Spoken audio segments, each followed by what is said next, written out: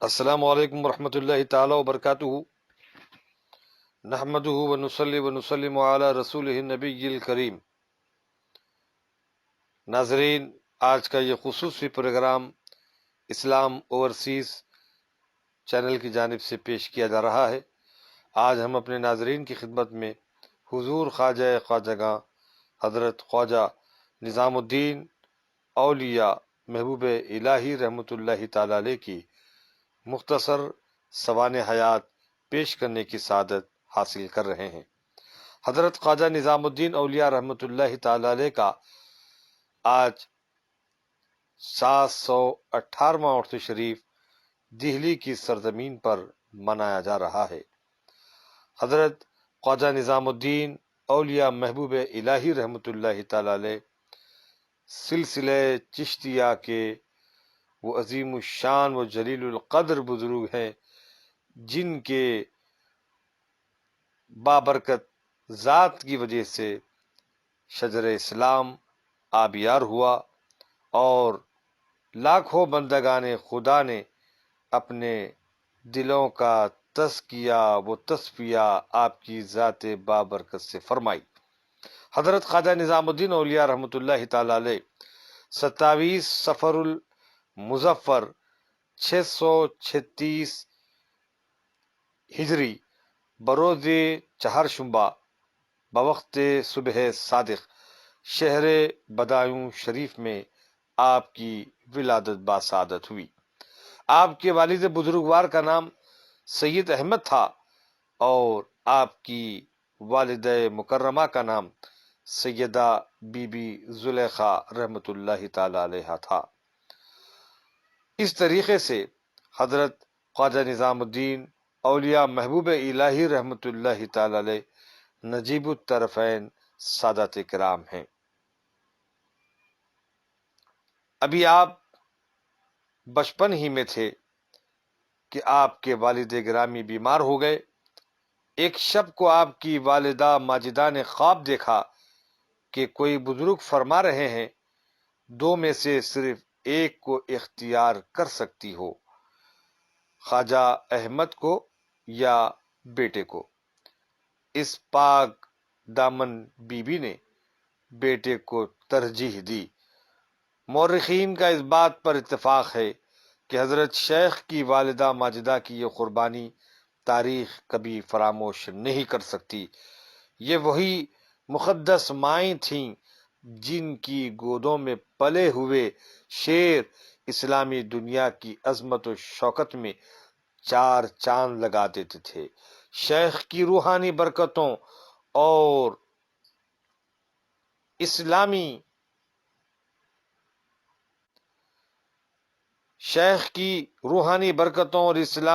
فیاضوں سے ہندوستان میں اسلام کی جو تبلیغ ہوئی، اس کے مقابلے میں سلاطین دہلی کی تیغ و سنا کی ضرب نہیں ٹھہر سکتی۔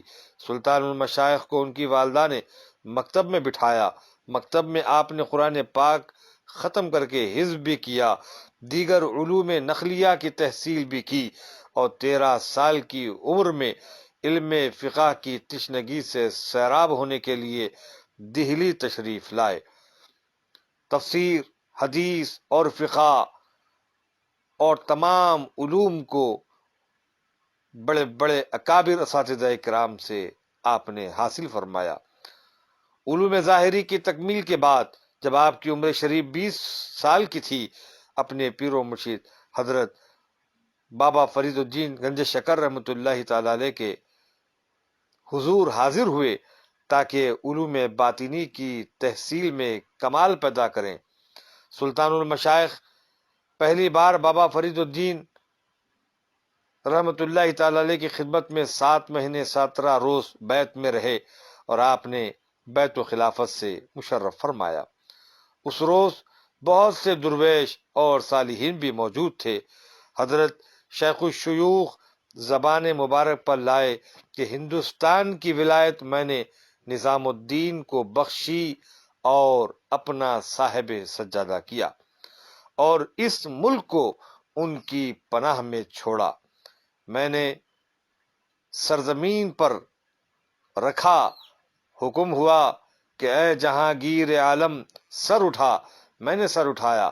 آپ جو دستار مبارک خواجہ قطب الاقطاب کی سر مبارک پر رکھے تھے میرے سر پر رکھی، اور خرقہ خاص کو اپنے دست اقدس سے مجھ کو پہنایا اور نالین اور عصا دیا۔ فرمایا دوگانا شکرانہ ادا کرو، اور خود بھی بسمت قبلہ ہوئے اور آسمان کی طرف دیکھا۔ الہی، اس بیچارے نظام الدین کو میں نے تیرے سپرد کیا، اور فرمایا اے نظام جاؤ ملک ہند کو لو، میں نے تم کو خدا کے سپرد کیا۔ اس وقت بابا فرید اجودھن میں تشریف رکھتے تھے۔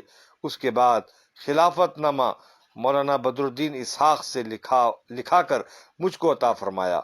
مولانا جمال الدین حاصوی کو حاصی میں دکھلانا، اور فرمایا تم میری موت کے وقت حاضر نہ ہوگے، اور میں بھی اپنے شیخ خواجہ قطب الدین بختیار کاکی رحمت اللہ علیہ کے وصال کے وقت حاضر نہ تھا، اور میرے شیخ بھی بوقت رحلت خواجگاں حضرت خواجہ معین الدین چشتی غریب نواز قدس سرہ کے حاضر نہ تھے۔ اس کے بعد فرمایا آج رحمت عالم نور مجسم صلی اللہ تعالی علیہ وسلم کا عرس مقدس ہے، تم کو چاہیے کہ میرے مہمان رہو، کل روانہ ہونا۔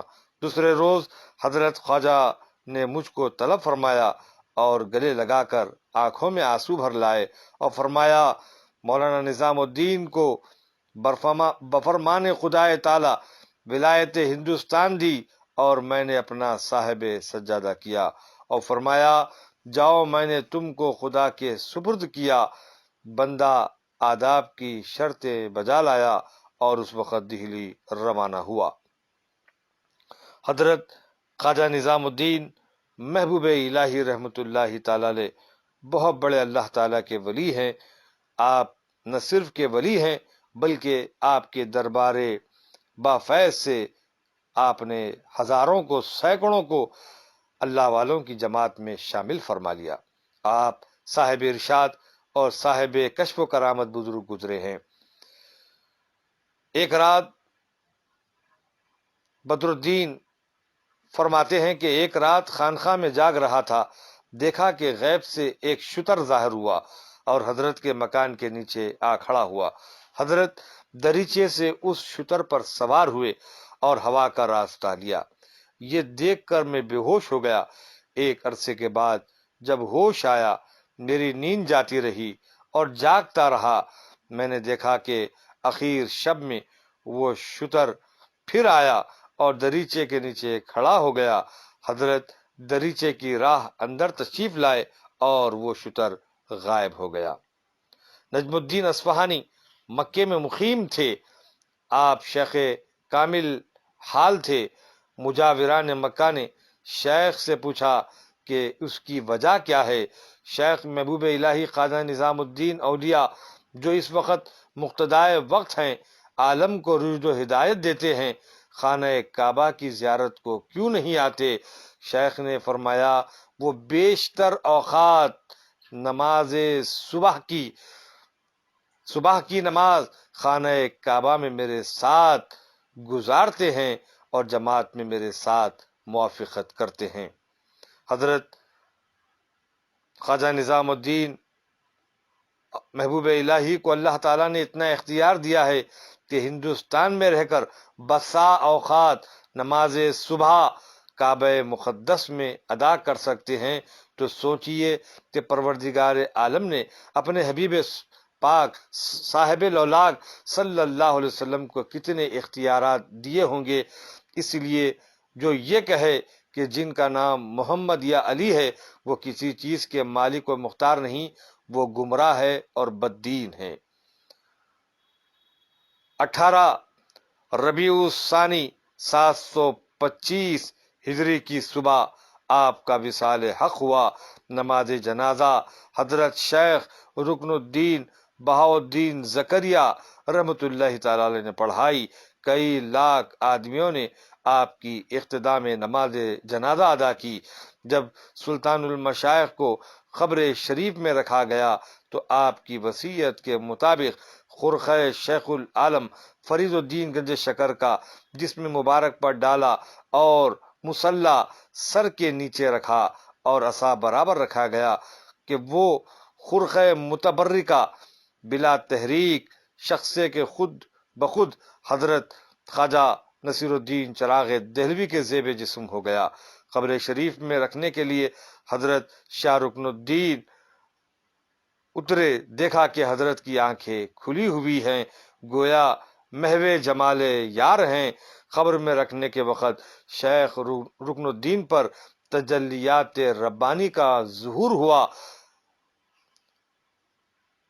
آپ نے کیا دیکھا جس کی تاب نہ لا سکے اور بے ہوش ہو گئے۔ 18 ربیع الثانی بعد نماز ظہر آپ کو دفن کیا گیا۔ مزار پاک غیاث پور اپنی خانقاہ میں ہے۔ حضرت سلطان المشائخ خواجہ نظام الدین محبوب الہی رحمۃ اللہ علیہ کی پوری زندگی باعث عبرت ہے۔ آپ دنیا میں رہے لیکن اپنے کو ایک مسافر کی طرح رکھا۔ آپ نے اس دنیا سے دل نہ لگایا بلکہ اپنے کو خالق کی طرف رکھا اور اہل جہاں کو بھی اسی کی طرف بلاتے رہے۔ دولت و ثروت سے آپ ہمیشہ بیزار رہے۔ آپ چاہتے تو دولت کے ڈھیر جمع کر سکتے تھے مگر آپ نے ہمیشہ فقراء و مساکین پر صرف کیا اور ایک حبہ بھی بچا نہ رکھا۔ زہد و تقوی، عبادت و ریاضت، اتباع شریعت، رب العالمین کے احکام کی بجاوری، ریا و نمائش سے احتراز، یہی وہ افعال و کردار ہیں جو آپ کی زندگی کے نمایاں پہلو ہیں، اور آپ کے بعد آپ کے خلفاء و مریدین نے اسی راہ پر چل کر اپنی معراج حاصل کی۔ اس لیے بزرگوں سے صحیح محبت اور سچائی جب ہی سمجھا جائے گا کہ جب ان کے نقوش کو اپنایا جائے، ان کے کردار میں اپنا کردار ڈھال دیا جائے، ان کی اتباع کی جائے۔ انہی چند الفاظ کے ساتھ میں اجازت چاہتا ہوں۔ شکریہ، اللہ حافظ۔